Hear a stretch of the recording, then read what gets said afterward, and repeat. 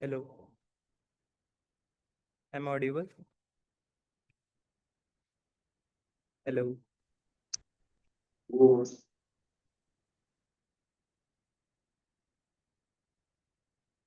raise your hands if I'm audible. Yes, you are audible. Okay. uh, by when we expect this to be started, because my schedule was 2:15, 2:30, I guess. Just wait 5 minutes, I will start.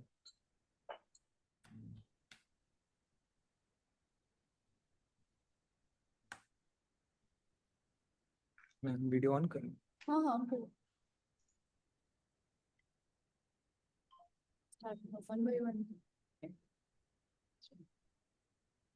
Good afternoon, respected judges, presenters, and participants.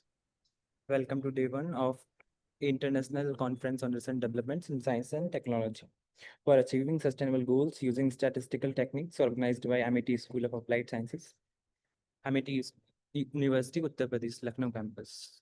Today, we have an exciting lineup of our oral presentations covering a whole range of topics from statistical modeling, regression analysis, and Bayesian methods to application in public health, water management, environmental assessment, and even planetary sciences. The conference brings together. This session is being chaired by Professor Dr. Amitabh Vahi sir and Dr. Amitabh Ranbal ma'am. Each presenter will share their research findings and followed by an interactive question and answer sessions. First one is First presenter is Mr. Abhay Dubey, who will speak on a statistical risk scoring model for AI-induced privacy breaches in multi-tenant cloud infrastructure. Mr. Abhay Dubey. Shall I share my screen? Yes. It says host disabled participant screen share. Could you please add me as a host, please? Yes. Wait.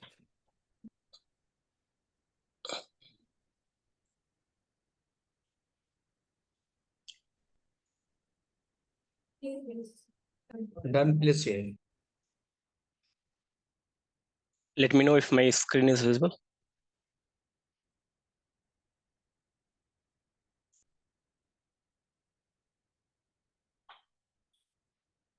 I can't hear you.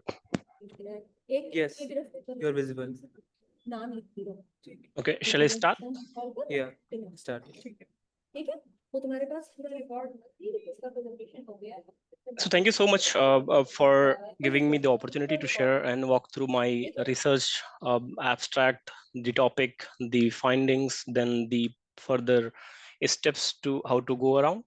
So I'll start with that. Thank you so much, everyone, and the judges for the opportunity. The topic that I have selected is the statistical risk scoring model for AI-induced privacy breaches in multi-tenant cloud infrastructure. So to begin with, currently, if I talk about myself, I am currently doing a PhD in management from ABS under Dr. Nimish Gupta. And supported by Professor Dr. Alpana Srivastav, ma'am. So talking about the background of this topic, it started with the artificial intelligence and the cloud in infrastructure, in which after the combination and in the rapid enhancement and the growing processes and utilizations, a lot of risk of privacy and security are getting induced.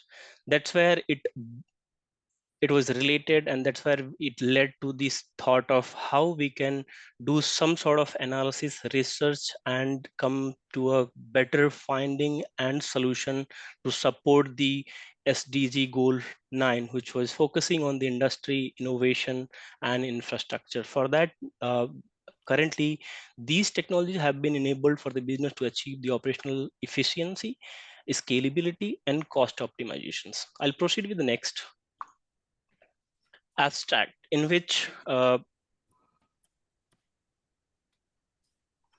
the study the poses the cybersecurity risk assessment. So and the privacy issues in which we are going to use statistical risk scoring model and scoring mechanism to make a proactive threat identification for AI-driven cloud environments and its infrastructure to ensure that the model supports the metrics and statistical scoring by taking a leverage and support from the globally renowned framework which is called MITRE ATT&CK, based on the threat mapping to quantify the risk exposure dynamically in the real time and being risk predictions to help the institutions, the organizations in all these sectors, be it health, pharmaceuticals, and leveraging multiple other frameworks such as NIST, Cybersecurity Framework version 1.1, ISO 27001 2022, and various other frameworks in which like CIA, CSAS, and various others in which we are trying to help the organization to offer a structured data-driven approach to a risk governance, enabling the cloud architects, CISOs, decision makers, policy makers, the head of the departments, CIOs, to optimize the AI cloud security controls, mitigate the privacy breaches, enhance the resilience and the security posture of their institutions. This work contributes to the actionable insights for those institutions to support the today's theme and the goal for which is SDG 9, focusing on the industry innovation and infrastructure. I'll move to the next slide where we have the agenda. I'll just skip through to make it quick. So in this version, we are trying to see how the AI cloud is AI along with the infusion of cloud infrastructure is supporting and what sort of risk it poses to the SDG 9 and the institutions who are already using the AI-induced cloud infrastructures. So when the institutions are using AI with a multi-tenant cloud, it's driving in a way and a sort of automation, scalability, and innovation. But the challenges it poses to is the privacy and security risks to the shared environments and the AI-driven decision making, because the problem currently the institutions are facing, the LLMs, which is the backbone of most of the AIs currently, you name it, starting with ChatGPT, Copilot, uh, Gemini, and various other. Now, the authenticity of the data and the leakage of the data is highly at the peak currently. As a live example, currently we are using and creating multiple images with some standard prompt using ChatGPT and Gemini with the trend going on, and the risk it is posing currently for the individuals also along with the institutions are nothing but the privacy of the individual peoples. They have all the access and the databases of all our videos, photos, data, bank account details, their emails, and everything whatnot. We can just keep on going. So these are the actual issues. I'll move towards the next slide. So the research objective on which we decided to have an first one as an identify the AI-induced privacy risk, in which we'll try to, or I have tried to map the key vulnerabilities in multi-tenant cloud infrastructures, including the adversarial AI attacks, model inversion, insecure APIs, and misconfigurations of the cloud infrastructures. Second, a research objective is to develop a statistical risk scoring model, design CRAF integrated likelihood severity matrix and framework, which uses the statistical scoring with renowned globally known MITRE ATT&CK, with mapping to dynamically quantify the risk using CIM solutions already there in the market to have a predictive analysis and have a predictive sort of preventive controls already in place to make sure that privacy is there in live environment. And then the third of the research objective was to implement the statistical based or SIM solution based anomaly detection Again, this will be in a real-time environment with some examples and case scenarios. In this case, I have that covered in the further slides. And then at the last but not the least, validate and the benchmark through the case studies using multiple other frameworks along with the MITRE ATT&CK, NIST CSF version 1.1, version 2.0, ISO 27001, version 2022, and 2003. All right, so the privacy and the security threat or the landscape which I came across after the study was the weakness in the integration and the storing of any data when we upload for the better data customization or tailoring. Let's say we want to have introduction written, and then it asks that please provide the detail, few detail about yourself, let's say name and so on and so forth. Then we ask them, hey, based on these details, name, address, education, qualification, certifications, locations, it also stores at the same time in the database, and then it customizes. That's where we want to have some sort of in between checks and balances to be done. And then for training purposes, then insecure APIs, the misconfiguration. Let's say we have an AWS cloud infrastructure which is getting integrated with ChatGPT using API. So on that pipeline, a lot of data are getting transferred from here and there, and vice versa. So that has to be blocked. There should be one solution as in local repository and the storage, that after certain details or limit files, keywords, text, some filters, it should not go ahead and upload it on the ChatGPT server. Instead, it should host or keep the files in your local hosted file servers. Then multi-tenant, and similarly, I have already covered all pointers in those sense, and that these are the privacy and security threat landscape for AI-induced cloud infrastructures. So the gap was that there was no AI/ML threat models. There were no new customized cyber or AI-enabled cloud infrastructure frameworks. Everyone was using existing frameworks. The one I just named a few, ISO, NIST, and MITRE. Then what we recommend as a solution, which was not there, no statistical modeling. People were only looking at the qualitative numbers to look at it, and then we proposed them as a solution that how to proceed with the statistical modeling. Now the threat detection which was there earlier was a signature based limited anomaly detection. Here we will also provide using the AI predictive solutions that which is a top-notch solution on top of the signature-based threat or anomaly detections. So on next, if we move multi-tenant content, again, it talks about the isolations that, let's say, they are virtual private clouds. We must have heard it's a very common term nowadays in cloud infrastructure, which you sometimes also call it as a VPC. So there also some configuration has to be enabled. These are the gaps into the existing frameworks. That's where we come up with this framework, which is a proposed CRAMF, Cybersecurity Risk Assessment and Mitigation Framework, in which we are trying to portray like, of course, it's a solution based and formula based, but at a high level, if I have to talk and walk you all through, it talks about the likelihood versus the severity matrices, then the statistical risk matrix updating in the real time basis using the AI solutions.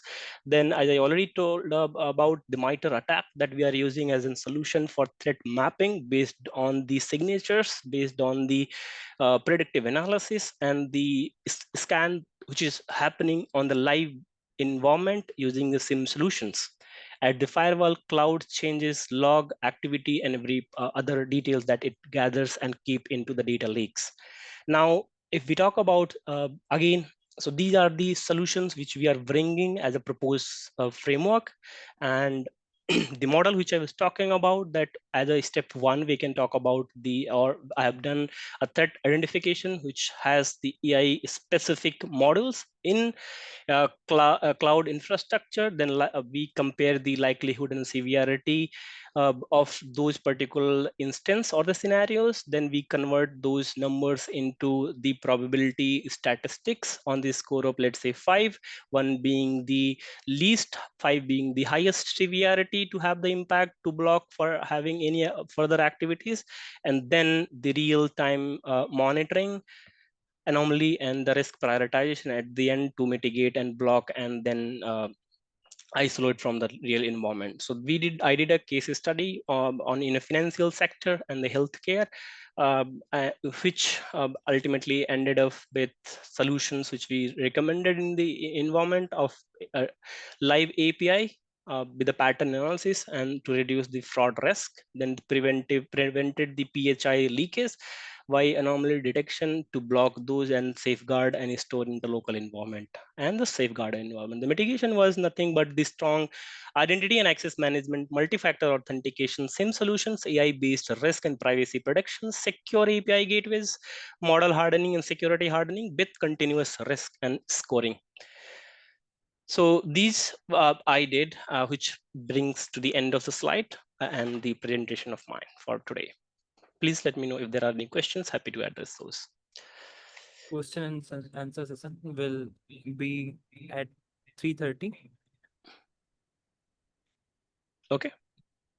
And the next presenter is our Mr. Ankur Kumar Yes, sir. on statistical modeling of malnutrition in school children, insights from a cross-sectional study in Mathura. Yes, sir. Mr. Ankur Kumar.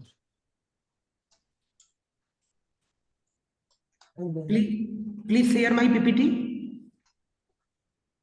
I don't have your PPT.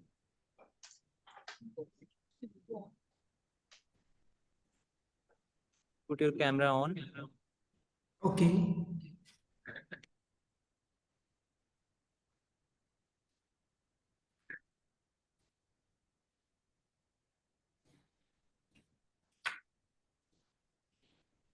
Are you able to share PPT?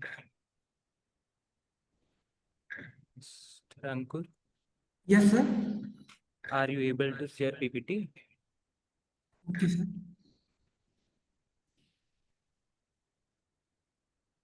Sir, at a time. Okay, sir.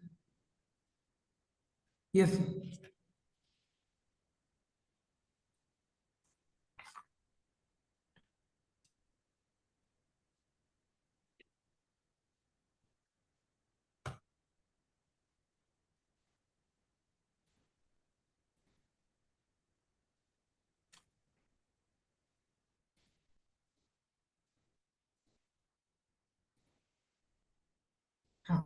A very good afternoon. Can you hear me? Can you hear me? Yes, yes. Good afternoon. All respected sir and ma'am. Myself, Ankur Kumar, research scholar, Dr. B.R. Ambedkar University, Agra. My topic is statistical modeling. Oh shit. Oh, shit. One second.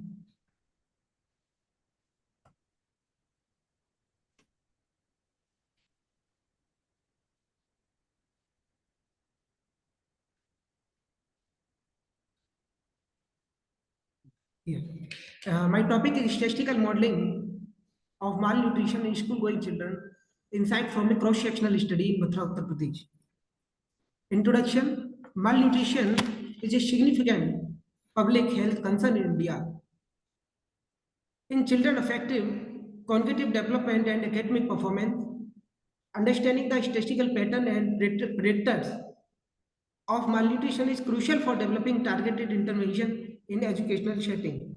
My aims and objective is to identify key demographic, nutritional and environmental predictor of malnutrition among primary and upper primary school children of Mathura district, Uttar Pradesh, using logistic regression and least absolute shrinkage and selection operator means LASSO based statistical modeling. That's where My focused is lasso modeling, mainly focused keyword lasso modeling. Lasso modeling is a type of linear regression that uses technique to make the model more reliable and easier to interpret. And also it is automatically selected the most important and prevent overfitting. When and also that's very important use of lasso modeling if we want to identify the most influential predictor out of a large number of variables. Otherwise, the data set number of predictor is greater than number of observations, that is p is greater than n. And very important point, yeah, very important characteristics of lasso modeling when multicollinearity is present. That is, if highly correlated variable, lasso will be tend to arbitrarily pick one from the correlated group and zero out of the other. It's the main focus for lasso modeling. Methods a cross-sectional study, is a snapshot type study cross-sectional. We observe the single sort of time. Yes, sir. Audible.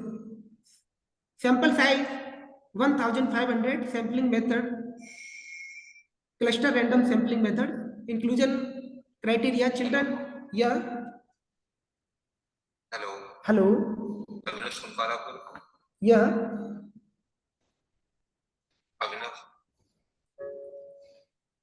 Inclusion criteria, children in age group 6 year to 14 years, those who had given consent.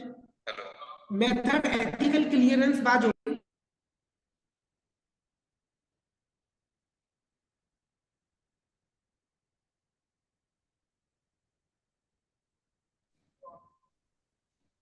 Are you hear me?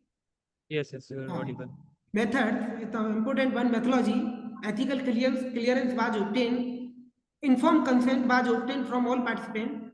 Face-to-face interview were conducted using pre-design performance. Please keep your phone silent.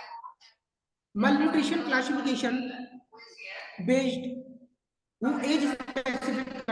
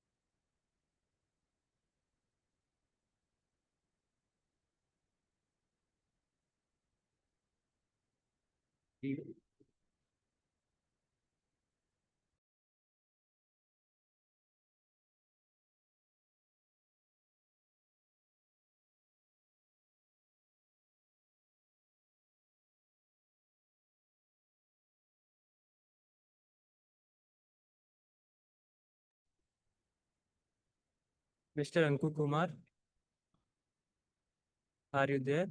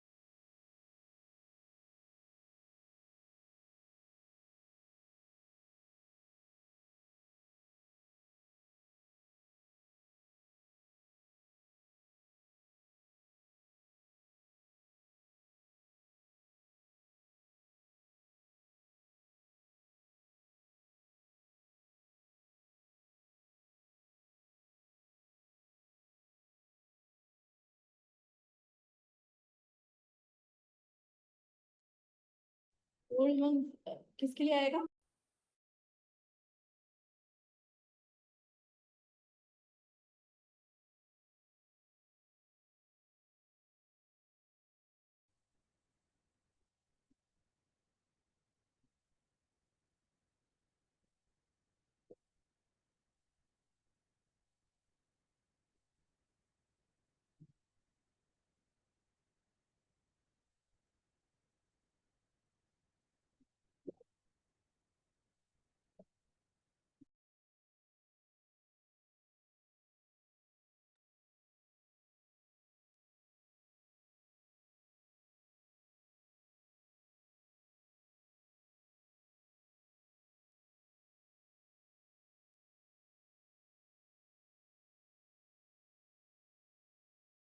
Mr. Dilesh Pratap Singh, are you there? Yes, sir.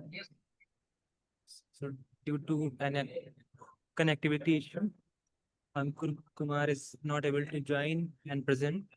So you will proceed with your topic, Okay. comparative robust regression approaches to socioeconomic and demographic patterns, insights from Census of India 2011. Okay. Thank you.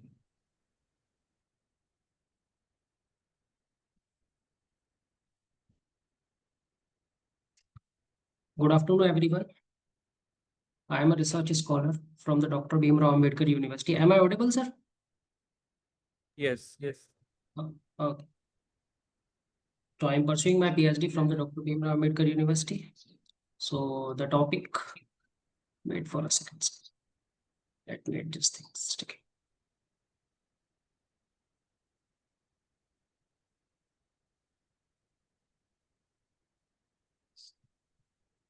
Okay. The title of my topic is Comparative Robust Regression Approach to the Social, Economical, and Demographic Pattern Insight from the Census of 2011. This study is basically about the comparative methodology, different regression techniques, which are really not able to analyze the those structure which are far away from the basic. So those does not follow the basic assumptions of the regression analysis. This study covered the those topics. So we start from the regression. What is regression? Regression is the statistical method that finds the relationship between the one dependent variable and one or the more independent variables. It is a mathematical model that estimates the parameter of a relationship between the variables to predict or explain the values of the dependent based on the value of the independent variables. The regression is used to identify the association between values with the help of data. It is a powerful tool to statistical inference that show the magnitude of the association between the variable and the statistical significance. So this field of the regression analysis is widely used in a different ways. The science, the finance, economics, and the different. Wait one second. I'm not able to turn my next slide. Okay. The background of this topic, the regression, which is the Francis Galton and the Carl Pearson, leads to the foundation of the regression analysis in the early 19th century, which leads to the development of the simple linear regression. Simple linear regression is the statistical technique that the model relationship between the two variable, dependent variable and the independent variable. The goal of the simple linear regression is to find the better fit line that describe the relationship between the two variables. The simple linear regression is based on the concept of the ordinary least square method, which was proposed by the Carl Gaussen in 1874. The OLS is the method of estimating the parameter of the linear regression model to minimize the sum of the square and the residual. The Francis Galton and the English mathematician and scientist was one of the pioneers of the regression analysis. The Carl Pearson, a British mathematician and statistician, further developed the regression model.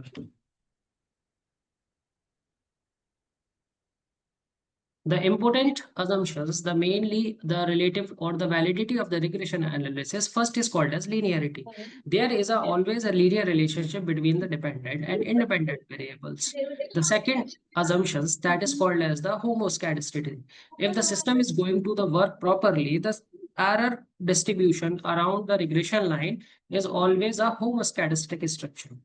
Normal, the error around the regression line at the residuals that should be normally distributed. This means there should be a systematic distribution around a regression line, which most of the value falling in the 3 deviation of this mean. There is no multiple linearity in the system. The independent variable should also have high correlation with each other. This means that they should not share too much information in common. And there is another assumptions, that is exogeneity. The independent variable should be influenced by the dependent variable or the error term. So these assumptions are the important because they ensure the result of the regression analysis are reliable and valid. If any one of the assumption is violated, the result of the analysis may be biased or inaccurate. So let me talk about the another point that we are going to consider from the main topic, that is influential point in regression. What does an influential point does? The influential point are the data points that have either disproportionate effect on the slope of the regression equation and its determination. These points are sometimes called the outliers, and they often do not follow the basic assumption of the regression analysis. They are the several type of the influential point, including high leverage point, high residual point, and the collinear points. Let me show you the example. What are these points and what are the example of the influential observations? Let's take one example, that is without the leverage point and with the leverage point. If the all the elementary value basically on the regression line, this will shows the coefficient of determination R square is 9.94, which means to say that the 94% data will explain the dependent variable on the basis of independent variable. As we see the with cases, the one single point away from the main regression line, single point, only a single point, the regression is automatically drop out to with a 0.55, which is 55%. The explainability will decrease suddenly to 94 to 55. Let's see the another case. In the width case, there's a one cluster, the regression, the coefficient of determination in this 0.46. And similarly, the width case, the cluster, in the cluster, there's a point outside the cluster, but on the regression line, it will automatically increase the coefficient of determination, which says that it is influential point not only decrease the determination, but it also the increase the determination, which says that it will overestimated or sometime it will underestimated the models which we are going to predict. Let's understand the two terms, the homoscedasticity and heteroscedasticity. Homoscedasticity is the statistical property that perform to the constant variation of the error term around the regression line. In other words, the distance between the data point and the regression line are the sum throughout the range of the independent variable. This means the model on the basis of the any particular group, the data point, and it's earlier to interpret to understand. Heteroscedasticity. Heteroscedasticity is the opposite to homoscedasticity, which refers to the constant variation of error term around the regression line. In other words, heteroscedasticity is a non-constant variability of the error term around the regression line. This means that the distance between these points of the regression line is not the same throughout the range of the independent variable. Heteroscedasticity can be the problem of the regression analysis because it is lead to the biased estimator of the regression coefficient. So mainly the problem is called about the heteroscedasticity, not the homoscedasticity is the basic assumption of the regression analysis, which have to be followed. But if homoscedasticity is not going to be followed, the heteroscedastic structure going to be appear, which resulting to the biasness in the estimation of regression coefficient.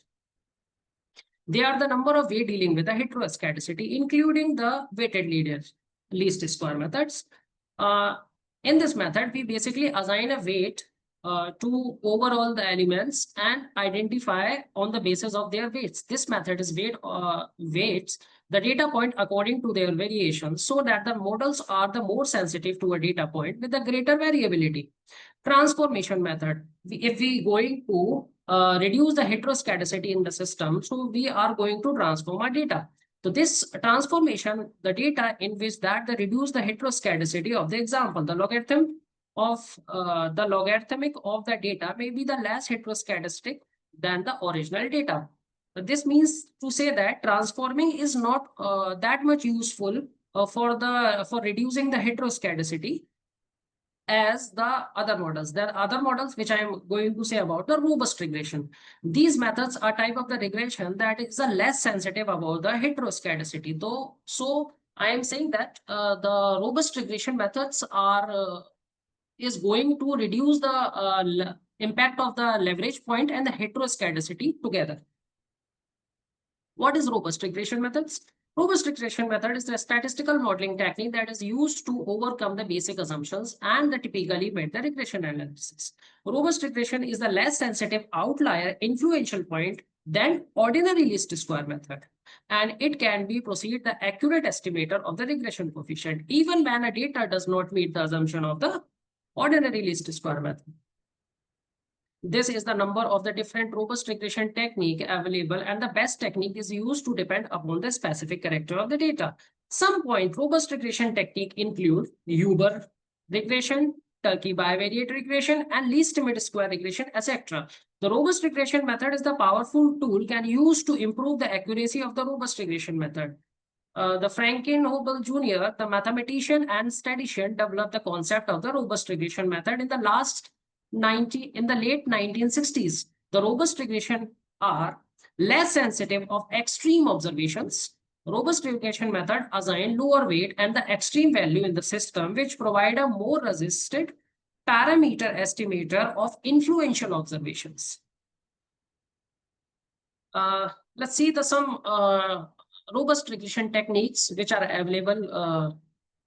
Some popular robust regression methods are L1 methods. So basically the OLS method is work on the L2 method. L2 means their range is based upon the standard deviation of the plus minus 3. And the half of this, we basically see the absolute deviation. So L1 method is based on the absolute deviation of the error around the regression line. Then the another method is called as M estimator method. M estimator is work on the methodology of maximum likelihood estimator. It will work the reverse formation of the sampling, which is developed by the Peter J. Huber in 1964. Then it is basically work around the median of the regression line. The OLS method basically work on the mean distribution around the error distribution around the mean line of the regression, whereas the M estimator worked on the median concept. S estimator is another method that overcome the weightage structures of the M estimator. Let's see the MM estimator. MM estimator is the combined of the M estimator and S estimators. So it is basically the more advanced method than the previous ones. And the another method that is called the least square methods. LQS method, LS methods, and robust. They are the different methods that I am going to use in my study to understand which method is good for the particular type of model. Let's basic insight of the census. In 2000, census of 2011 that I am going to use in this study. The population is around 1.2 billions. Gender ratio, gender comparison, 940 women per 1,000 males. Literacy rate is actually very low nowadays. Nowadays it will increase around 80. So it was a 74.04%. Urbanization only 31%. Now it will increase to the 36%. Households, most populated Uttar Pradesh, less populated state Kerala is the highest literacy rate. Sex ratio as the Kerala is 1084 and the lowest sex ratio from the Haryana. These are the basic insights from the census of 2011. So variable directly from the 2011 census using in this study. What are the variables? Total, rural, urban, states. This study is basically talks about the comparison of the robust regression method on the concept of the all districts, that is 640 districts in a number. So direct variables that I'm going to use to form useful variables insight from the 2011, that is population, basically age distribution of SC/ST distributions of the population, male literacy rate, and I'm going to adjust this according to my study, the age distribution according to my study, that is 0 to 14, working age, that is 15 to 29, 80 plus ages, literacy rate, sex ratio, percentage, density of the population, and so on. And I also use the dummy as the regional consideration of the different part of our country. That is north dummy, south dummy, east dummy, north, east, west, and central dummy. These are the basic summaries that all the variable, adjusted variable that I'm going to use in this study. The basic mean, standard deviations, observations are basically 640 districts from the census 2011, and the maximum and the minimum value, all the things. So basically, we are going to identify the normality of all the variables. So this slide shows that I am going to consider the overall normality by using the box plot method in the single slide. So basically, see this, they are the Dilesh, conclude cluster. your PPT as soon as possible. Okay, in one okay, minute. okay. Give me 1 to 2 minutes. I'll finish. There the cluster over there. There shows that there are a few variables, that is age consideration, which are apart from the basic normality assumptions. So let's see this. The age factors shows that these are the away from the basic assumption of the normality. It doesn't mean that the other variable are not shows the outlier. The other variable also shows the outlier, which are very few in numbers, but they are not impact on the basic regression model. So my basic regression model of the literacy rate is all about this urban population percentage, female work dependency, sex ratio, density, and there so on. These are the summary of these things. So I will going to finish as early possible. Directly on the points. The OLS techniques say that if I'm going to analyze the model of the regression analysis, this will shows the 0.6 to 62% around explainability of the variable in the data. What are the variables that impact this? Let's see the p-values. P-value from the second number says that the female work impact on OLS methods. Let's see the distribution around the regression line of the error. The single point will impact this. Let's remove the dummies. The previous slide says that the one dummy variable also have the impact on this. Let's remove the dummy variable. Adjusted R square value is 0.9 for 95% explainability. And as I remove the variable of the female worker, it will goes to the 96%, but it will away from the theoretical aspect. If we remove the such variables as data, this will not interpret the proper efficiency that we are going to use. So we check the basic assumption, variation inflation factor. As we consider all the variable, the variation inflation factor is 1.93. Interpretate the variation inflation factor says that the value is around the 1. This is very good. There is no multicollinearity between the variables. If the value is 1 to 5, that is a mild, and more than 10 is serious. So we the value of the variation inflation factor is 1.93 by considering all the factors. The and the another assumption that we are going to analyze in this, that is heteroscedasticity. There is no heteroscedasticity in the system. Then M estimator, S estimator give the result. So they are the different iteration method by the Uber and bivariate by the different weights and analyze the structure. The M estimator says that the R square value is 0.46, which is lesser than the R ordinary least square method. So this is underestimating.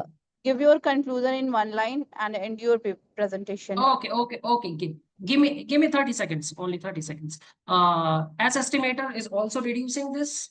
estimator increase the 0.64 determinations, quintile this, and the least square method, you see the 0.78, that will going to be increased, and this method is good for the analysis. The other method which are lower the determination of the coefficients. Let's come to the conclusion. So basically, we can solve the regression OLS method. We receive the coefficient of determination is about 61%, and robust regression increase the procedures.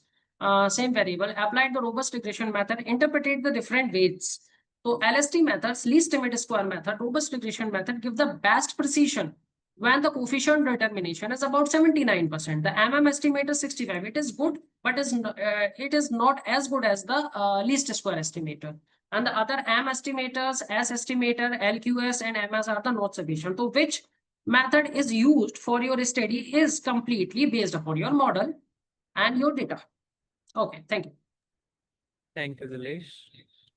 Now, Mr. Kamta Prasad Singh will discuss statistical analysis of the socio-economic impact on the One District, One Product program in Uttar Pradesh Pathways to Sustainable Development. Mr. Kamta Prasad Singh. Hi, good afternoon. Actually, I'm not able to share now. So, do I need to share my PPT or you are going to? Sir, you please share yourself. But the list is already sharing, so I'm not able to share. The lease and the session of your PPT. Wait for a second, sir. I will cancel. Stop sharing.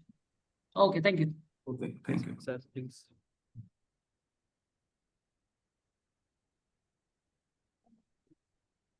Hi, good afternoon. I hope my slides are visible. Yes, sir. Visible. Thank you. Thank you. Thank you.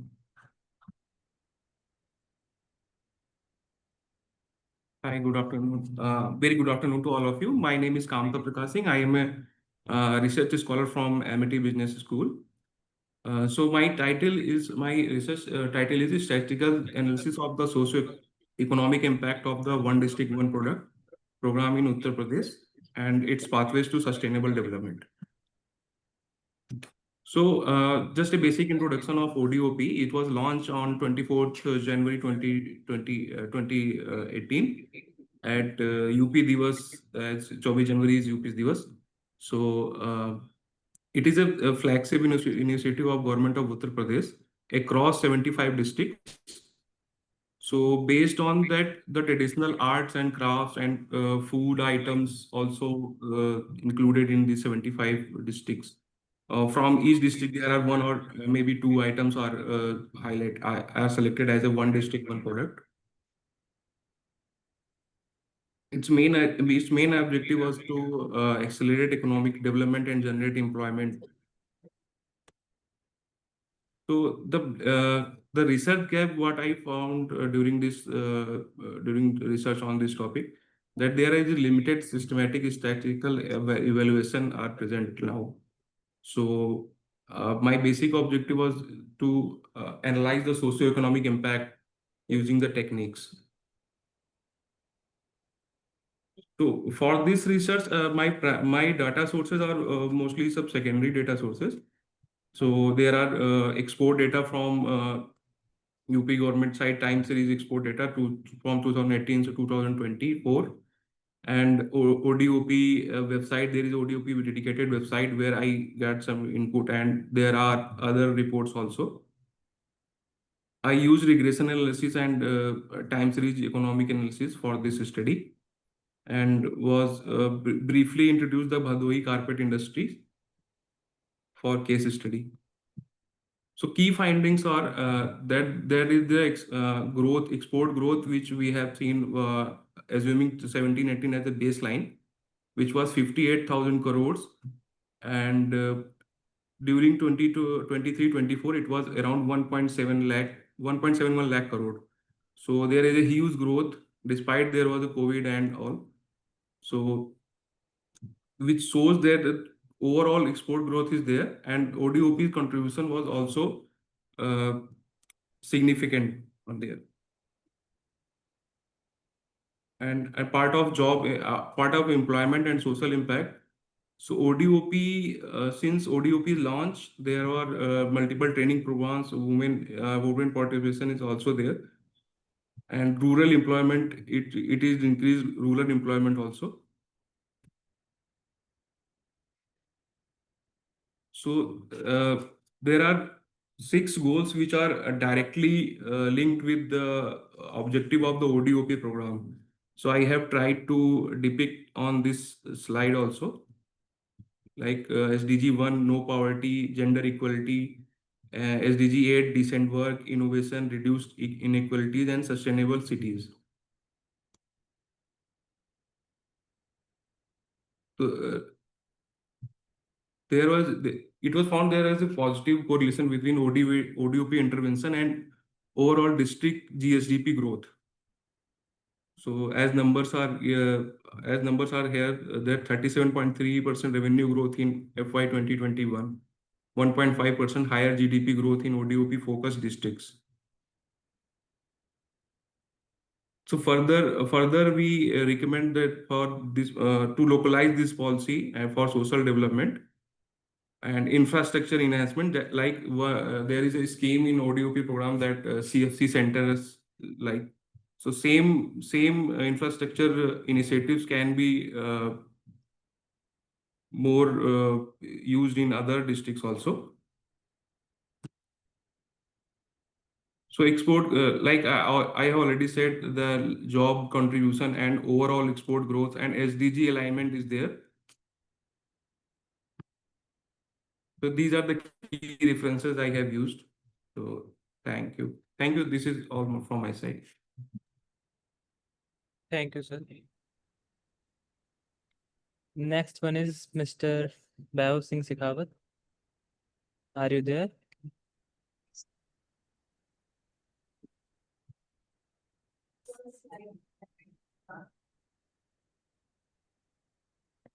Bhav Singh. Am I audible? Bhav.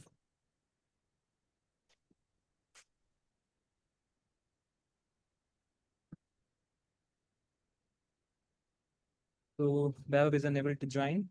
The next, Mr. Prachi Garg. Yes, sir. Am I audible, sir? Yes, yes. Okay. Your topic is ratio regression type imputation method under ranked set sampling. So please present.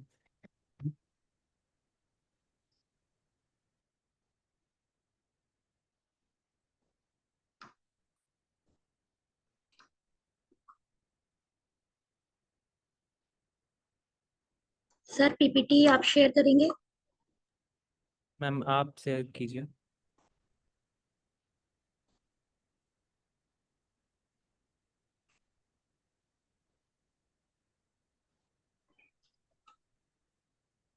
Sir, it is visible? Yes, yes, it is visible.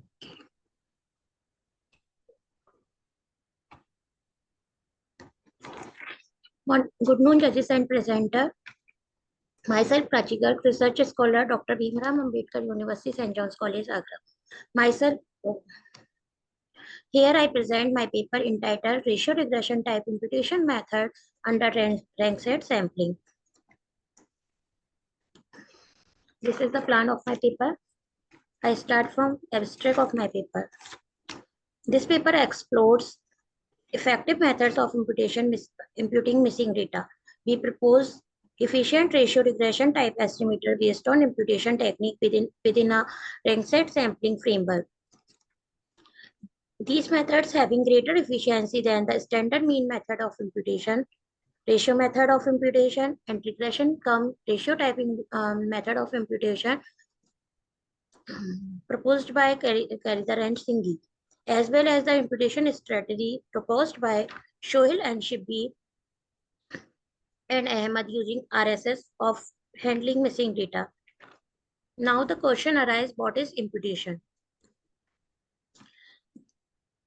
In our everyday lives, having complete and accurate information about any phenomena substance, or an event is crucial for well-founded conclusion. To ensure a valid and reliable inference, we require a comprehensive and dependable dataset. A complete dataset can lead to misleading conclusion about the target population.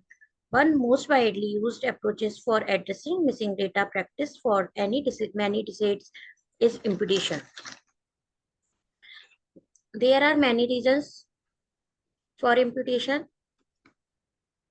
If we use questionnaire, then the respondent forget to answer, refuse to answer the certain question, fail to complete the survey, and unable to the temporary absent. If we use sensor, then the sensor can fail. Someone purposely turned off the equipment, power cut, and there was the capture was changed. If we survey by internet, then the can happen. Internet connection was lost, network go down, hard hard drive corrupt हो जाती है, and data transfer was cut. By imputation a problem.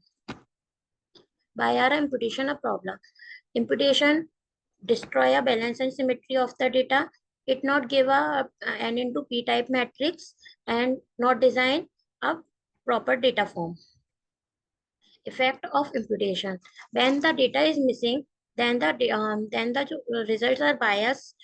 It lost power and variability, and the results are inaccurate. Types of imputation. There are two types of imputation: unit imputation and item imputation. Unit imputation occur when no usable information is collected for given record. There are many reasons like refusal caused by refusal, failure to connect the unit, refusal not at home, inability to illness, and language barrier. Item imputation. Item imputation occur when some information collect but not desired information is collected, like respondent refuse to give the answer, respondent lack of information, and the interview fails to record the answer. So, missing data mechanism. Rubin addressed three types of missing data mechanism: missing completely at random, missing at random, and missing not at random. Missing completely at random, when the probability of missingness is unrelated to the observed and unobserved data. Example: a respondent accidentally skip a question due to a printing errors. Missing at random. Missing at random occurs when the missingness depends only the observed value. Example: younger respondents are less likely to report income, but age is observed. Next here, missing not at random. Missing not at random occurs when the probability of the missingness depends only the unobserved data or the missing value themselves. Example: people of very high income systematically refuse to answer income question. Methodology of RSS. The rank sampling methodology was first introduced by Mike where M sample of size M are drawn by simple random sampling from the parent population. With each population, M unit are ranked based on auxiliary variable. From the first sample, the first unit is selected from the measurement for both auxiliary variable and the steady variable. From the second sample, second unit is chosen for measurement. Then this process continues. Then in the last sample, the mth unit is selected. This process is referred to as a cycle, and this cycle is repeated for r times. Then the sample value is n equals to r into m. There are some existing estimator by various authors: mean method of imputation, ratio method of imputation, regression ratio type imputation method proposed by Kadilar and Singhi, and as well as Almari and Bowser 2024. Shohil and Shabir Ahmed imputation method. Building on the work of Bauza, Almari and Bauza 2024, Shohil Shabir and Ahmed 2018 adapted ratio regression type method. These are the methods of the Shohil Shabir under 3 strategies. Now we discuss about proposed work. The estimator rely on 3 different ratio regression type estimator. First strategy है हमारी based on information on all the units of the sample. That is, when x bar is known and mu x is also known. This is the expression of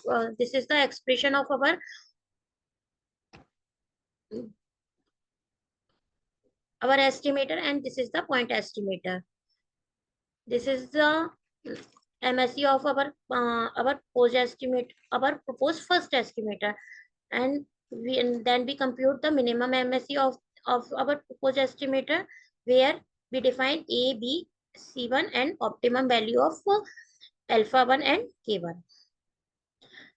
This is our second strategy. When the information of available units of the sample x bar is known and mu x is known. These are the expression of our method. This is the point estimator and MSE of the proposed estimator. Then we find minimum MSE by differentiate alpha and K.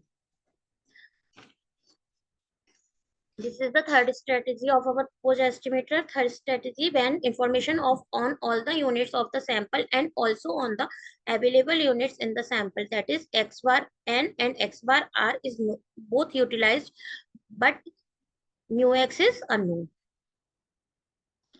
Then computational study. Computational study carried out in 2 phases using real data and the artificial data. In numerical study, we are taking the analysis conducted using 6 real data set. Population 1 taken from Kadiller and Singhi 2018 data set. Population 2 sourced by Sarendal 2023. Population 3 also from Sarendal 2003 dataset. This dataset contains data from 1982. Population 4 is 4 dataset is selected from Kadiller and Singhi 2003 comparison 106 villages. Population 5 sourced from Murthy data, and population 6 taken from Swami and Mutallak 1996. These are the description of the population parameter of 6 population. This is the PRE of first population for different probability proportion for different strategies under case 1, case 2 and case 3. यहाँ पर हम देख रहे हैं कि हमारा जो existing estimator था उससे हर केस 1 में भी, केस 2 में भी और केस 3 में भी, तीनों में हमारी एमएससी ज्यादा आ रही है, हमारी पीआरई ज्यादा आ रही है, और हम इसका मतलब हमारा जो प्रपोज एस्टिमेटर है वो एग्जिस्टिंग से ज्यादा efficient. This is for population 2. Same propose estimator is efficient from then existing estimator in all the cases. This is for population 3, population 4, population 5 and population 6.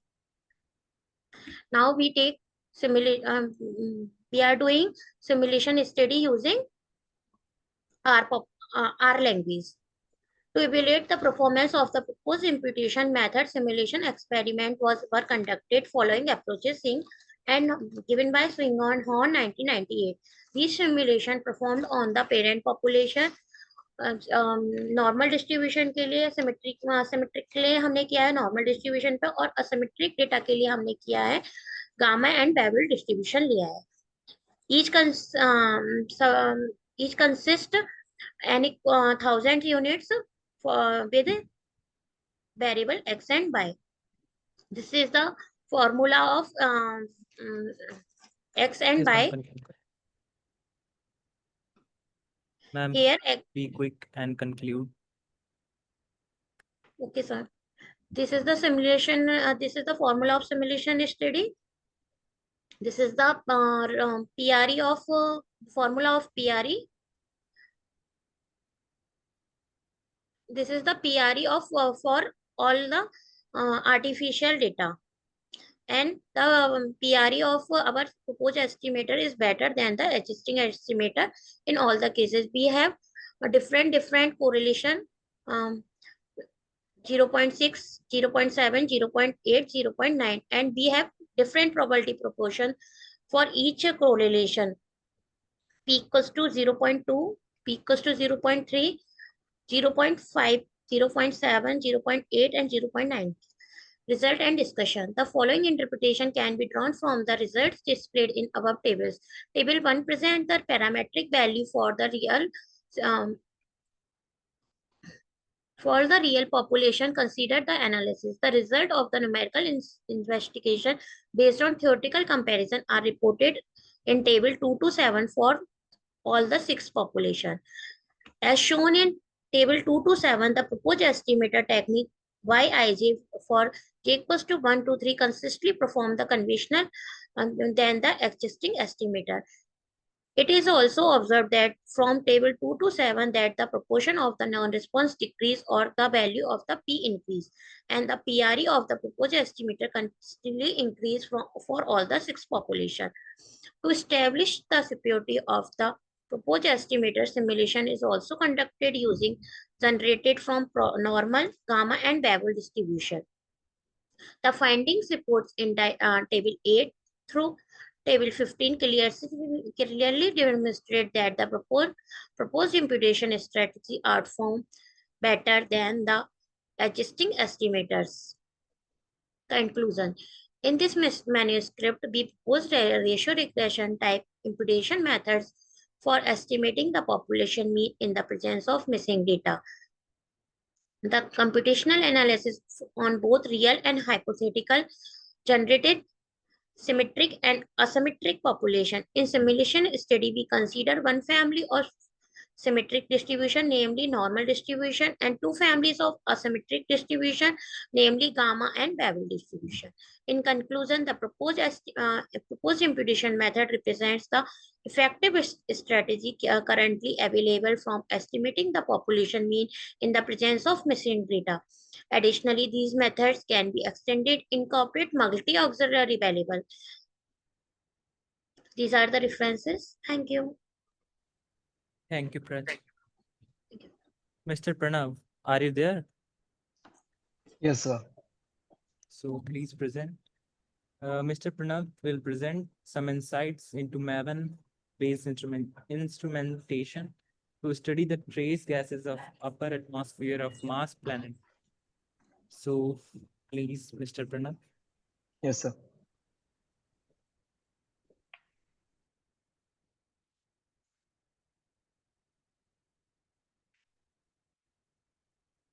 So is the screen visible? Yes, visible. Okay, sir.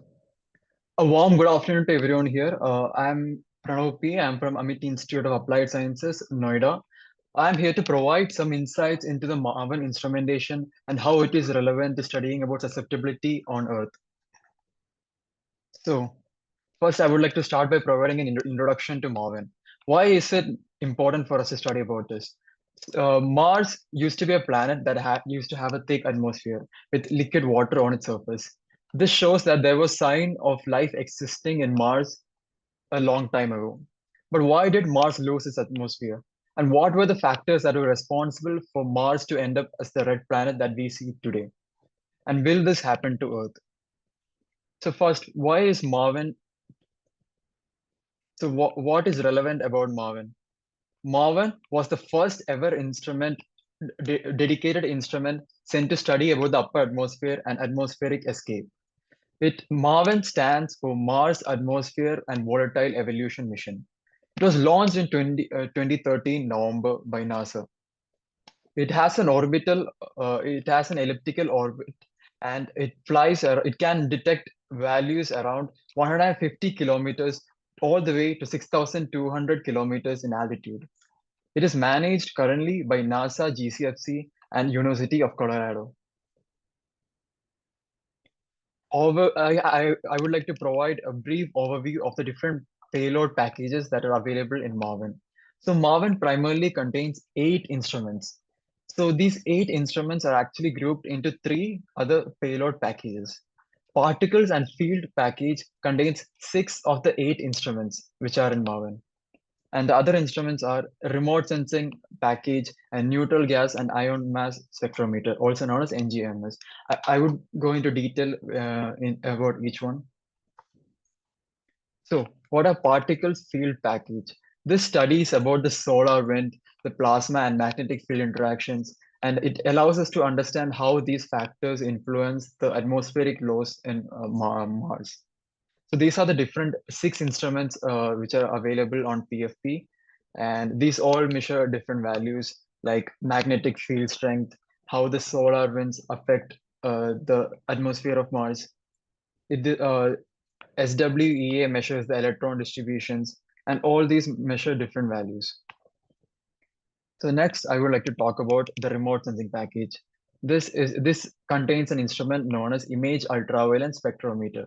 This takes a remote measurement of the atmosphere composition.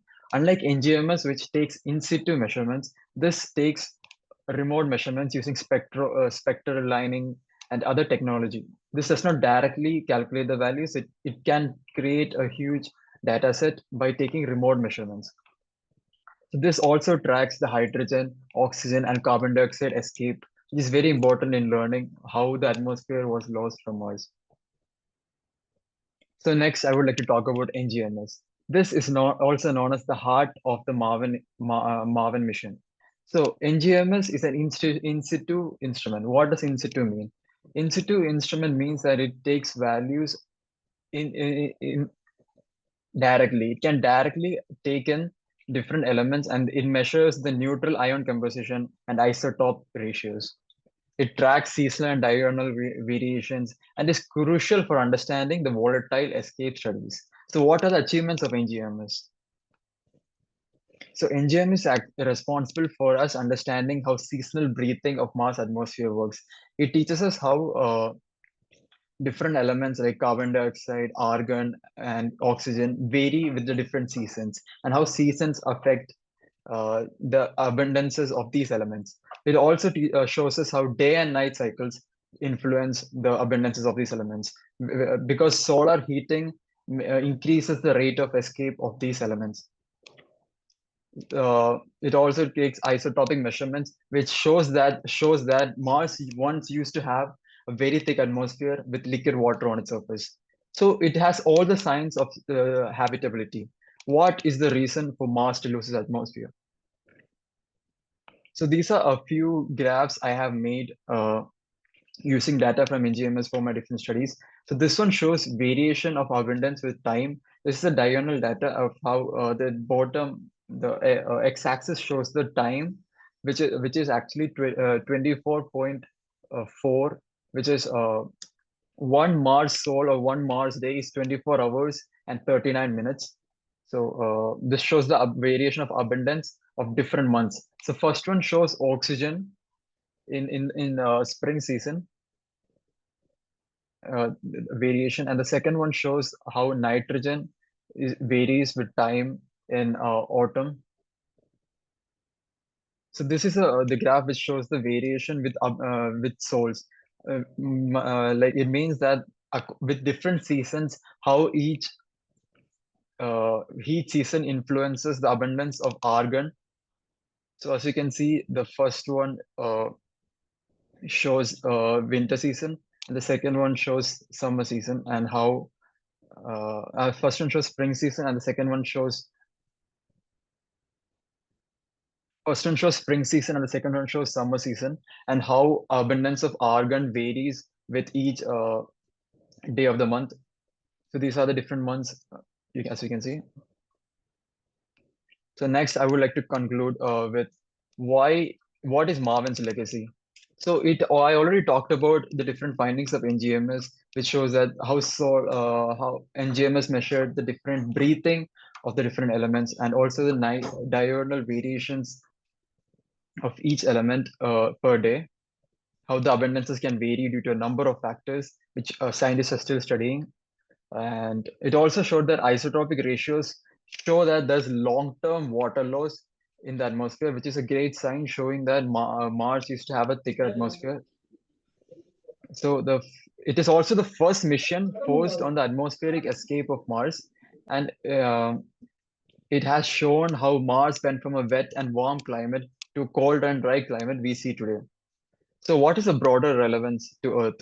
It gives us great insights into understanding the atmosphere of Earth, Venus, and other exoplanets by studying greatly about our atmosphere and the atmosphere of other planets.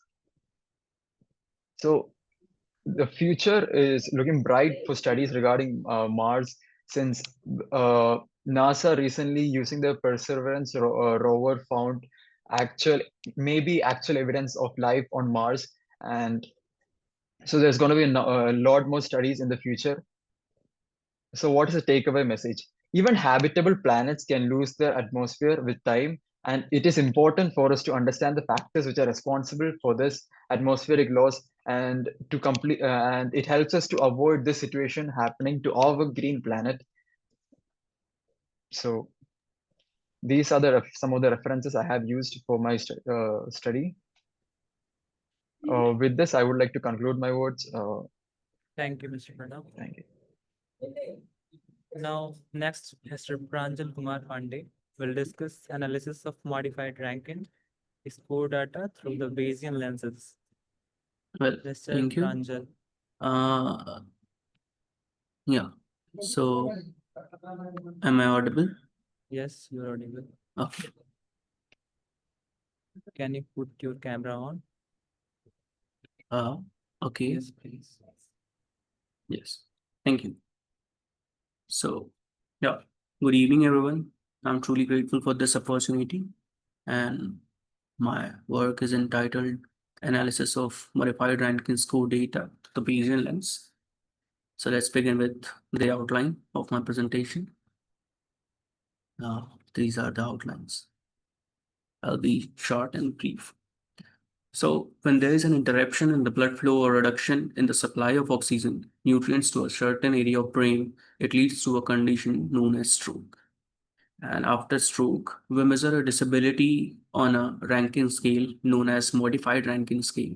So it varies from 0 to 6, where 0 signifies no disability condition and 6 signifies death. Well, neurologists often wonder what happens after that because they try to model every factor that can affect those MRSs. Yeah, so present work provides an easy method to deal with big data sets arise from such complex diseases. So back to model formulation. Yeah, we'll assume a variable Z that comes from independent Bernoulli family, and it is given in equation 1. So obviously it will be categorical in nature, I mean dichotomous. So going for the logistic regression model will be the viable option. And that's why we'll go with that. And the next step will involve specifying the priors for those parameters. So we consider the independent normal priors here, and yeah, with the hyperparameters mu and sigma. Well, here sigma is we have keep our beliefs vague and make the sigma large enough so that the results will be data dependent. Well, when we combine through Bayes' theorem, the likelihood and the normal priors, we'll get this posterior given in equation 3. And now one can see that if the multiple parameter or multitude of parameters involved in this, then technically solving this manually will pose a challenge. So yeah, we'll simulate the samples for the beta J's through MCMC technique here. And then in number of scenarios, well, outcome variable can be impacted by many of the parameters or many of the explanatory factors. And some can be, like some can impact it majorly, and some can pose a zero impact. So dropping such covariates effectively decreases the problems of dimensionality, leading to a simplified model. And this whole procedure can be termed as a variable selection. Obviously, the model comparison considers comparing a model with k covariates with a model having less than k covariates. So if the model having less than covariates is selected or considered or preferred, then yeah, we can drop those extra variables. I have used one such tools here, which is known as Bayesian information criterion, given by Schwarz, which can be given as -2 log L plus k log n. The first term, it creates the measure of fit, while the second penalizes the model. And then the PIC criterion allows a model to be considered as the most appropriate that provides the least PIC. And for numerical illustration, I have used a real data set observed from Sir Sundar Lal Hospital. And it consists of 285 observations, where 0 indicates a good MRS and 1 indicates a poor MRS. And yeah, if they have poor MRS, that means they are very much on the verge of more severe disability or on already achieved that. It can be against the health of the patients. So yeah, we have considered the 12 other explanatory variables which can affect those MRSs, and several other variables have also been observed, but experts are maybe only considered the one that are of prime importance by the experts that are given that.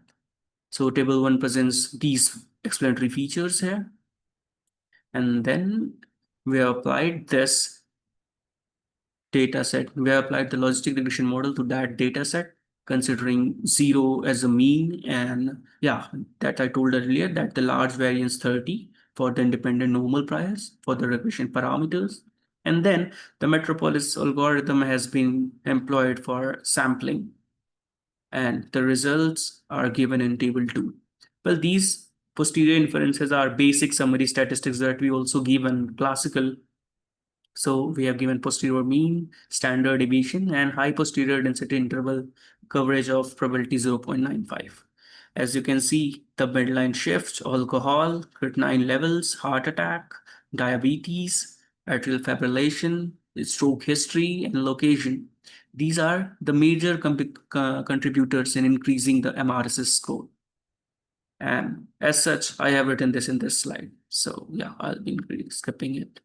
Additionally, it can also be observed that some of the covariates have very negligible impact on the outcome variable, such as cholesterol, TLC, and GCS. They also have very narrow intervals. So we have tested those variables considering a full model, which includes these variables, and also we have considered models which are excluding these variables and calculated the Bayesian information criterion for both. As you can see, full model have the PIC value of 335 and the reduced one have age, which exclude these age, cholesterol, TLC, and GCS. It have the value lesser than the full one. So we can comfortably adopt the reduced model for developing the further inferences. So I'll be concluding my study with the remark that, yeah, the results exhibit that some of the variables have most negligible effect on the MARS score, and accordingly, a reduced model can be proposed, leaving these explanatory variables. And finally, the result based on PIC values suggests that the reduced model can undoubtedly be used for the desired inferential developments. One more remark I want to give based on this table that, yeah, I'm not telling you to ignore all these variables like TLC, GCS, age, and cholesterol.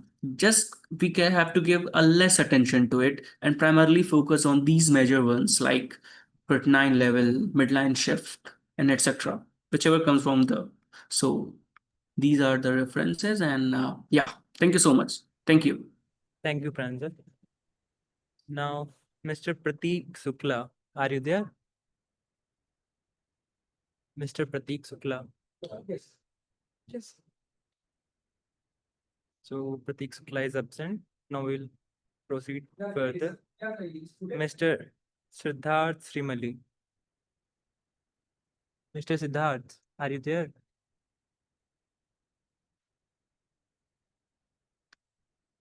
So we will proceed further. Miss Anjali Singh.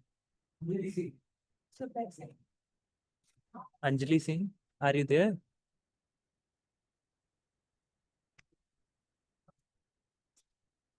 Rupal Sharma.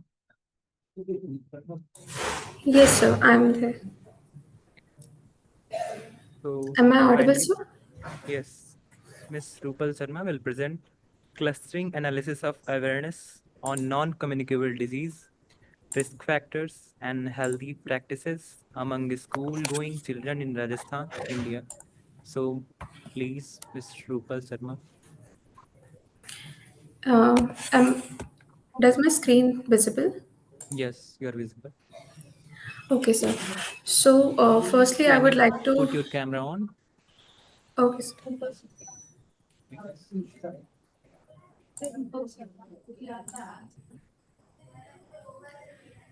Am I visible, sir? Yes, yes. Thank you. Okay, sir. So yes, sir. So good evening, everyone. Today I'm presenting my topic on clustering analysis of awareness on non-communicable disease, risk factors, and healthy practices among school-going children in Rajasthan, India. Right now, I'm working as project technical support in ICMR near NCD. So, first of all, I want to introduce what my topic is on. So, firstly, that adolescence is a critical period to inculcate healthy habits to prevent future disease. This research implies advanced statistical techniques like clustering and regression to identify groups of students with similar awareness and lifestyle patterns, enabling more focused health intervention. The ultimate aim is to inform more effective targeted intervention for NCD prevention at both school and community levels. So here I have in my second slide, I have added the growing NCD crisis in India. Nowadays, non-communicable disease are responsible for over 60% of annual deaths in India, reflecting a critical public health challenge. Yet only 2% of schools have structured health programs to educate children on these diseases. Moreover, approximately 5% of boys aged for 13 to 15 report recent tobacco use, highlighting early initiation of risk behaviors. Projections show this burden will escalate dramatically by 2030. I have taken this from the reference Bloom et al., The Global Economic Burden of Non-Communicable Disease. My next slide is on the lifestyle pattern among adolescents. From references, findings reveal that alarming trend in adolescent behaviors. Junk food and sugary beverages consumption is very common, that is 78.4% and 80.3% respectively. Breakfast skipping, that is 8.7%, and preference for outside food is prevail habit that increase the risk of NCDs, that is non-communicable diseases. Understanding these patterns helps us grasp how early lifestyle choices contribute to disease risk later in life. My next slide is on study design and methodology. We conducted this cross-sectional study from January to December 2024, which included 641 students aged 13 to 15 from 8 schools in both urban and rural Jodhpur districts from various socio-economic backgrounds. Data was gathered using validated questionnaire based on GPAC and GSHS and WHO STEPS instrument.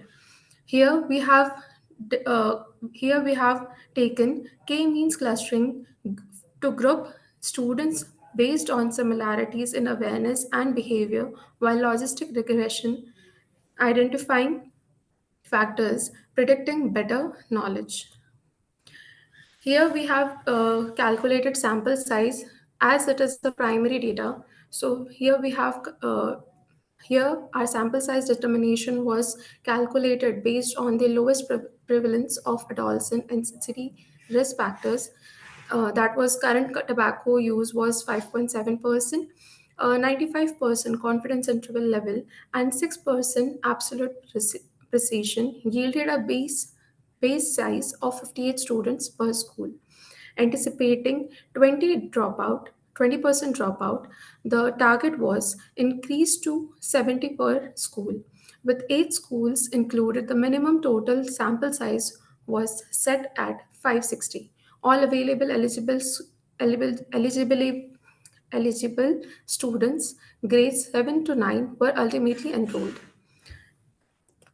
So here comes the question that what K-means clustering is. So K-means clustering is an unsupervised machine learning algorithm that grouped unlabeled data points into exclusive clusters based on their similar characteristics. In our study, this powerful technique revealed natural grouping among students based on their health awareness and behaviors, enabling us to identify distinct patterns that would be impossible to detect through traditional analysis methods, which will later on enable us for tailored intervention rather than a uniform approach. Then comes ROC analysis and model performance. To validate our models, we used ROC analysis assessing Ma'am, sensitive. please change your slides. Yes. So I'm changing my slides. Isn't it visible? No, it is not visible. Change your slides. It's showing first slide. Yes, now it is visible. Okay.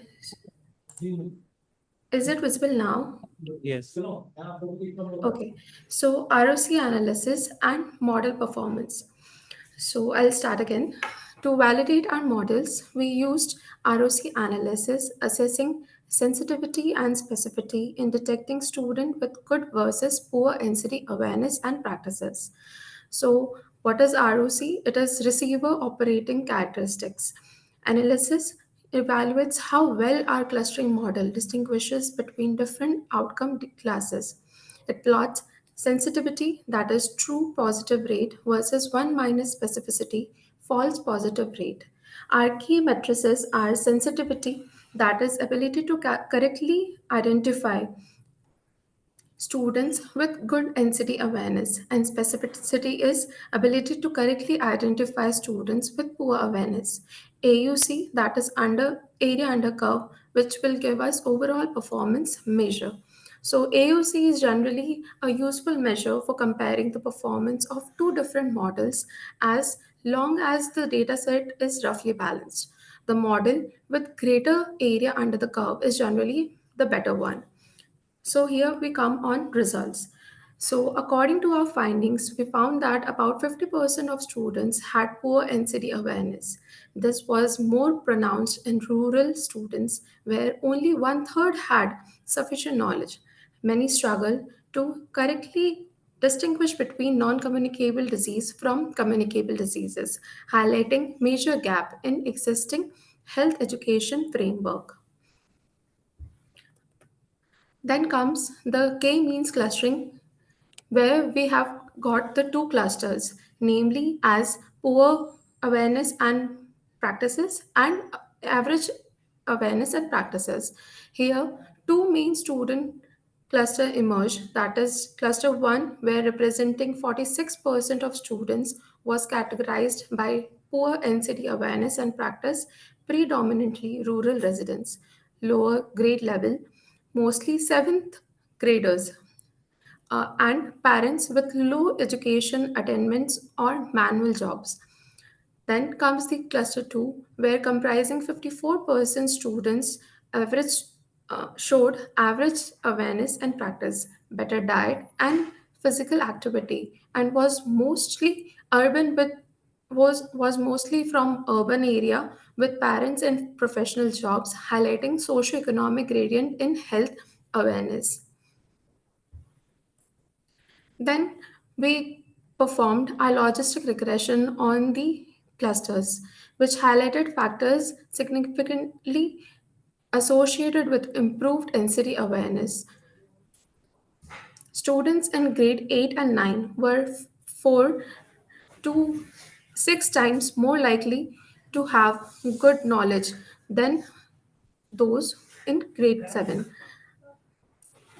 Daily parental guidance on health mattered a 6.3 times higher likelihood for those with such involvement. Regular breakfast 15 times higher and salad intake, that is 36 times higher, were also very strong positive predictors as was reading full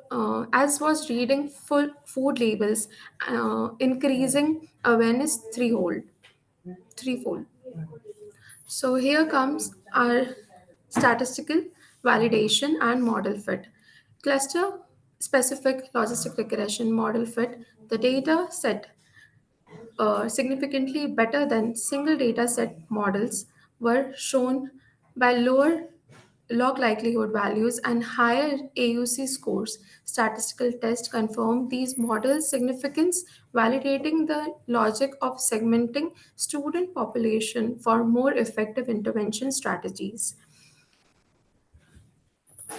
In this, the superior model fit, which is -2 log likelihood values, which was like from if we collectively sum up cluster 1 and cluster 2, it was 492.064 versus full dataset 554.316 indicates significantly better explanatory power when using cluster specific model.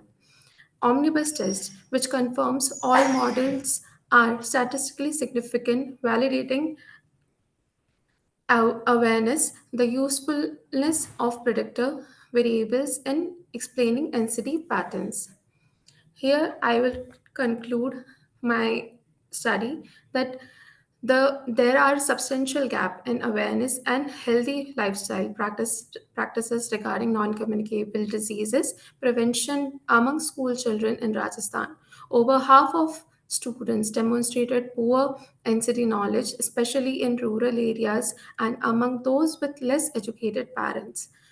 Two student clusters were identified, one with poor awareness or practices, and other with better knowledge and healthier habits. Higher grade level uh, active parental guidance and knowledge of risky behaviors were linked to greater awareness. Despite good awareness about tobacco risk, daily healthy habits such as breakfast consumption and physical activity remain low. Strengthening school health education and parental engagement is crucial for fostering healthier behavior in youth and reducing future NCD risk. Thank you.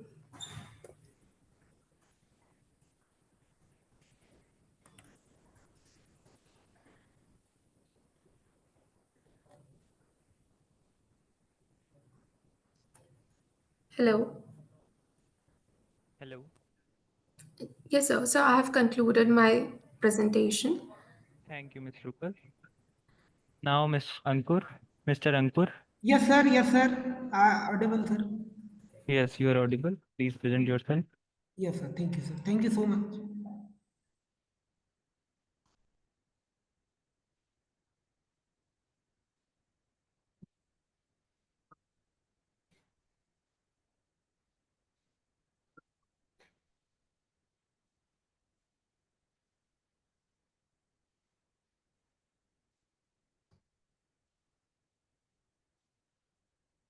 Thank you so much, sir. Give me another chance.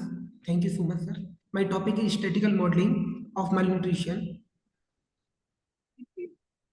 Eh, One second.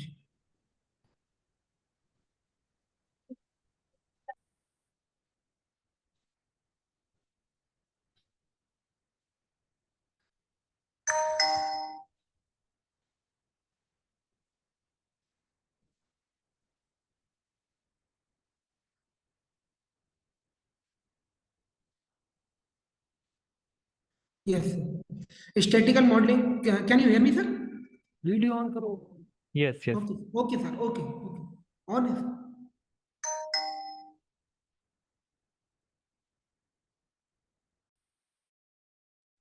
Yes sir.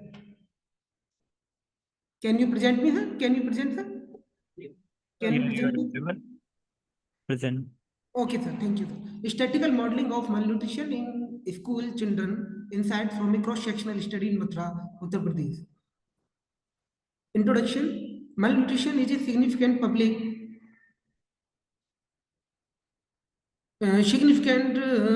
health concern in India in children affecting cognitive development and academic performance. Understanding the statistical patterns and predictors of malnutrition is crucial for developing targeted intervention in educational setting. To identify aims and objectives, to identify the key demographic, nutritional and environmental predictor of malnutrition among primary and upper primary school children in Mathura district, Uttar Pradesh, using logistic regression and LASSO modeling. LASSO-based statistical modeling, shrinkage and selection operator. Methods: a cross-sectional study, sample size 1,500, sampling method, cluster random sampling, inclusion criteria, children in age group 6 years to 14 years, those who had given consent. Methodology: ethical clearance was obtained, informed consent was obtained from all participants, face-to-face interview were conducted using pre-designed forma. Malnutrition classification based on WHO age-specific cutoffs, demographic variable including age, gender, socio-economic status, perinatal education, and anthropic measurement were collected. Multiple statistical modeling approaches were employed, including logistic regression and least absolute shrinkage and selection operator, that is called LASSO model, to identify optimal predictive model. The result: the overall prevalence of malnutrition was 58.7 and 95% confidence interval, and the breakdown by specific indicators for the stunting 34.2%, underweight 42.1, and wasting 18.9, and anemia prevalence is 45.3%. Malnutrition prevalence varied significantly across different subgroups. Children from household with no perinatal education and higher malnutrition rate 67.4 compared to those with higher secondary plus education 42.0%. Similarly, children consuming less than 2 meals per day is significantly higher malnourished prevalence 65.2 compared then with greater than 2 meals per day 54.1%. Pie chart: children with malnutrition, overall sample size 1,500. Sample values: underweight 44%, stunting 36%, and wasting 20%.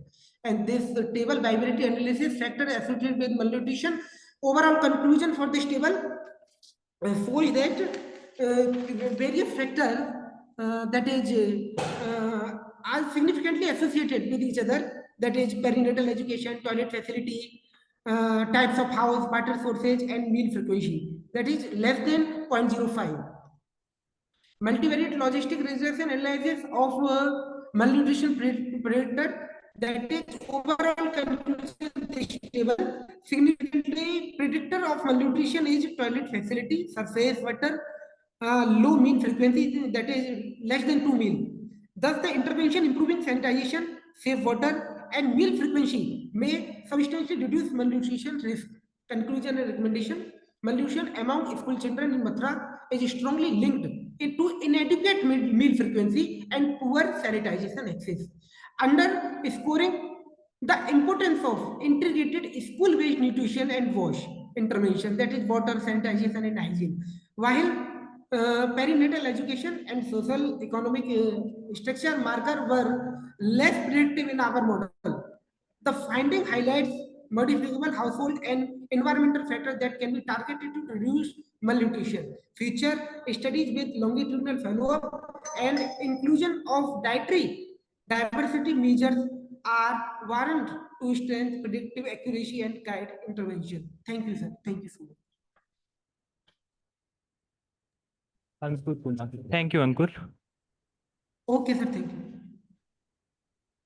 Now, Naveen Upadhyay. Naveen. Good evening, all of you. Naveen Upadhyay. So Naveen Upadhyay is presenting comparative analysis of inflated model estimation techniques in demographic data. Yes, sir. So please present yourself.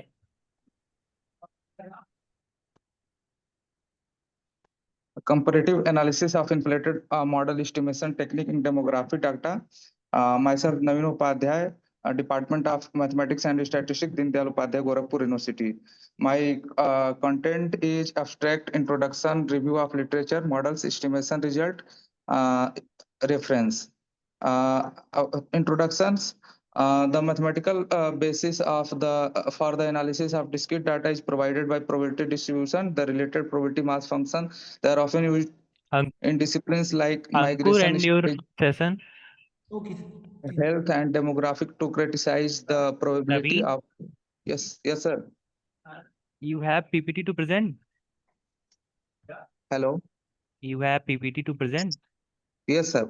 Yes, I have my PPT. I share my screen. Yes.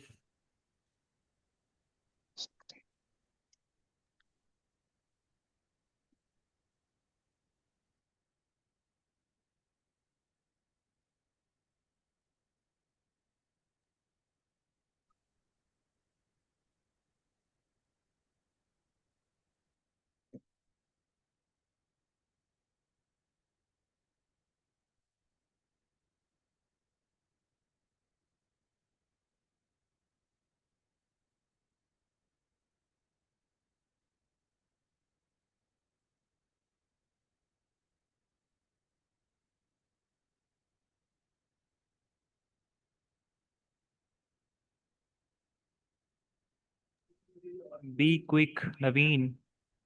Yes, sir.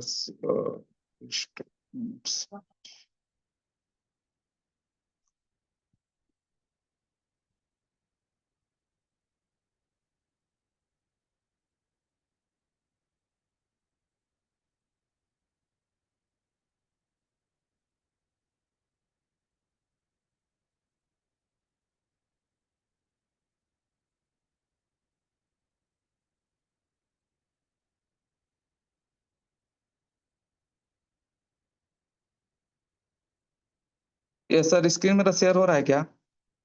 Yes. I in my this paper I develop a probability model for a novel zero inflated compound geometric distribution. The probability model for the number of migrations and the number of number of households. Let pi be the risk of migration and the risk of child's death. I have compared my probability models from four inflated probability existing models. First, zero inflated Poisson, zero inflated negative binomial, hurdle negative binomial, and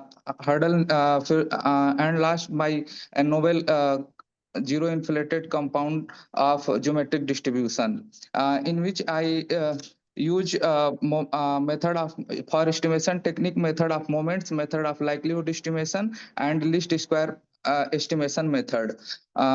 This table show the comparison of chi-square statistics model fit AIC, BIC values for negative zero inflated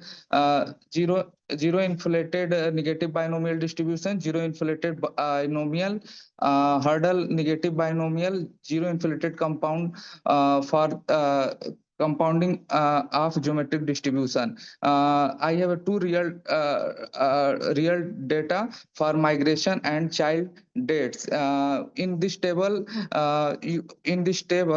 the chi-square for migrations and child dates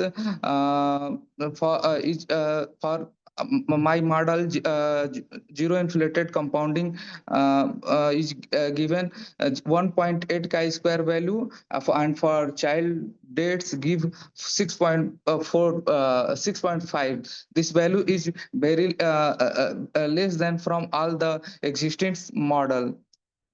The conclusion, the comparative study of five inflated models, five inflated for demographic count data demonstrate that the models counting for both excess zero and over dispersion provided the best fit, especially the zero inflated compounded theta power x over theta minus 1 and with geometric model, and the zero inflated negative binomial model of outperformed zero inflated Poisson, Hurdle Poisson, and transmuted zero inflated Poisson models. In terms of chi-square, p-value AIC and BIC, the AIC compounded model are particularly effective for dataset with extreme zero counts and range high value over variations such as number of migrants, highlighting the flexibility suitability for complex demographic data. Overall, incorporating zero inflation and extra variability is essential for accurately modeling and interpreting well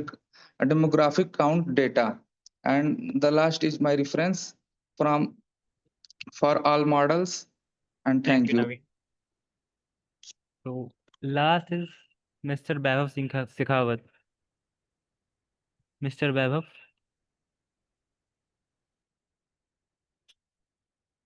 Vaibhav Singh.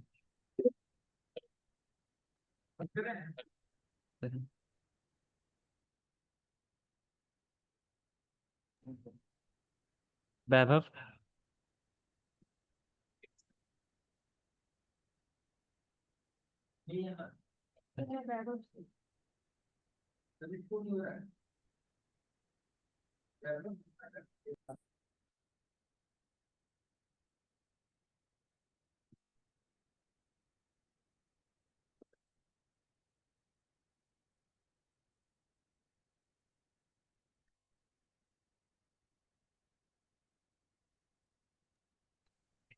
Vaibhav Singh.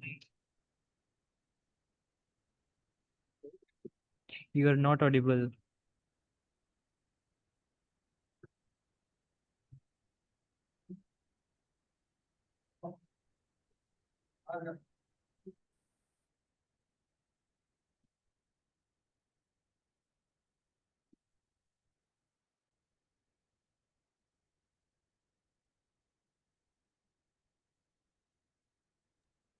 Vaibhav, you are able to present.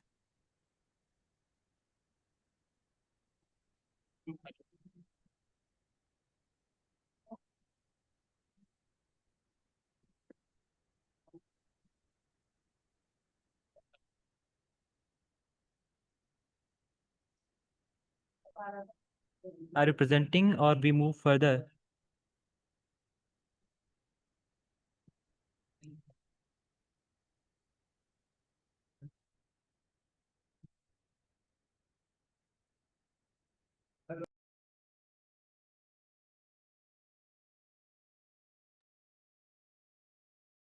So finally, this concludes the presentations for the session. We shall now move to the question and answer round, where our esteemed judges, Mr. Amitav Vahi sir and Ms. Amrita Pandwal ma'am, will ask some questions about the presentations. Please, ma'am.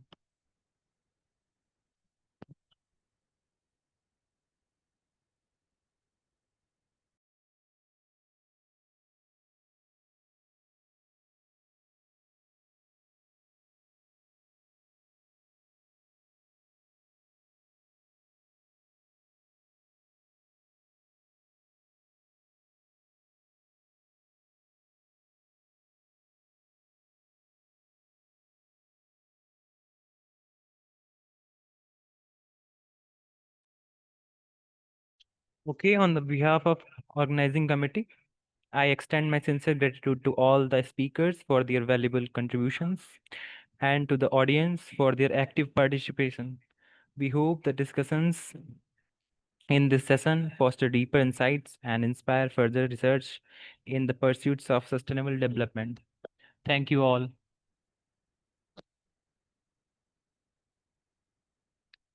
Now we will end this session.